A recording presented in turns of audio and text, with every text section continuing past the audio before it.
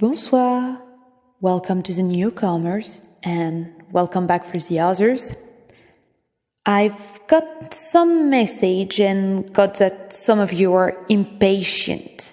So here is the chapter 15 of book 6 of Ranger Apprentice. Without wait, let's dig in. The worst part about being a prisoner, Alice thought, was not knowing what was going on.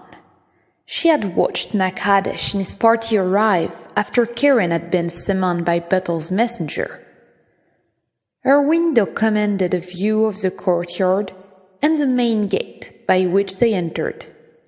But once they were ushered into the keep, she was left in a fever of curiosity. What were they discussing? What were their plans? How will counter them?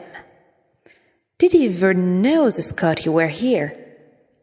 As a courier, she was accustomed to being privy to confidential informations. Her enforced inactivity and her ignorance of what was happening gnawed away at her, sending her pacing helplessly about the circular room. Looking for something to distract her, she knelt to inspect the two center bars in the window. In recent days, she had begun to work on the bar with their remaining acid. Each time Karen came to see her, she waited half an hour after he had left, then poured the acid into the shallow well around the base of the two bars. She only used a little at a time, as the action of the acid on the iron created pungent fumes that took at least an hour to disperse. This was the reason why she could only work on the bars after Karen had visited her. She reasoned that there was little prospect of his returning on those occasions. As the acid ate away at the iron and the mortar, she concealed the missing material with a mixture of soap, dirt, and rust.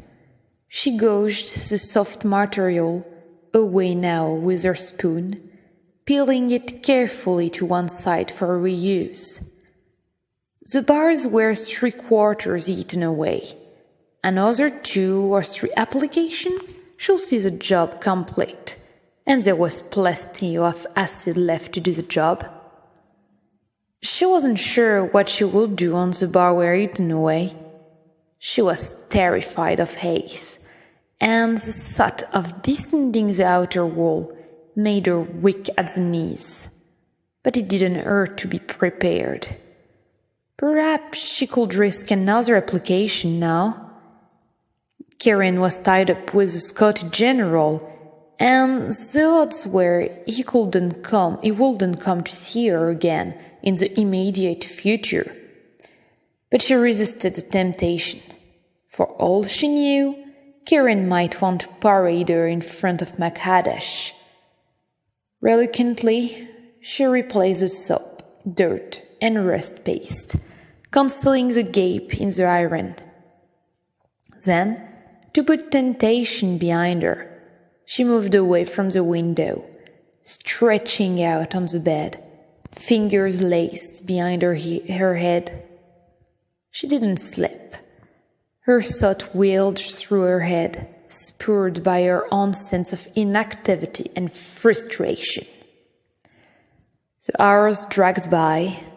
She paced the room again, lay on the bed again, rearranged the furniture, 1 table, 2 chairs, 1 bed. That didn't take long. She considered moving the wardrobe, but decided it was too heavy. Besides, the noise might bring the sentries in to see what she was doing, and she has no wish to see them. She inspected the iron bars once more. At one stage, she examined the little bottle of acid, which she had returned to its hiding place on the top of the window lintel. She shook it to see how much remained. Then taking control of herself, she put it away. She was lying on the rearranged bed when she heard orders being shouted from the courtyard. She rose hurriedly and moved to the window. The Scotty party was leaving. "That was quick," she muttered. McHaddish had been here less than 6 hours. Either the talks with Karen had been successful, or the reverse. From the way the two men shook hands, with Karen clapping his free left hand on the Scotty's shoulder, she assumed it was the former. She glanced at the sky. The light was fading fast, and she hoped Will could see what was going on. She'd have to send him a signal later tonight. She knew that even when he wasn't watching the castle, he left someone in the trees who would note down the light patterns she sent to Will, who'd decipher them later. The drawbridge rumbled, and the portcullis creaked again as the way opened for the Scotty to leave. She watched them for a few minutes as they jogged through the knee-high gorse, angling back to the north and to the pass that led to the Pictang border. Then the bulk of the northeast tower hid them from view. Half an hour later, she heard the key in the lock, and Karen entered. She expected him to be triumphant and boastful, but instead he was strangely subdued. When she tried to pump him for information about McHaddish, he waved her question aside, preferring to reminisce about his childhood. Talking about the years he spent growing up in the countryside around Castle McIndole, she was puzzled by this unexpected attitude and the renegade's strange air of sadness. Then, slowly, realization dawned on her. Instead of feeling triumph that his plan was working, Karen was feeling regret. Regret at the fact that he was now committed irrevocably to a path that will take him away from all that he knew, and had held dear for years, a path from which there were no return. Abruptly, as if suddenly fearing that he might say too much, he stood up, excused himself, and departed. Alice continued to sit at the table after he'd gone. Things were coming to a head faster than she had expected. Later tonight, she'd start work on the bars again. That's all for chapter 15. Quite a short chapter, I guess.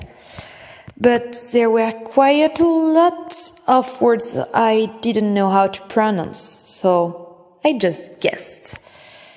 And as I'm reading that on the same time as you, there is word I don't even know in that. Well, anyway, sorry for the stuttering. Hope you understood. Hope you enjoyed. Goodbye. Bon.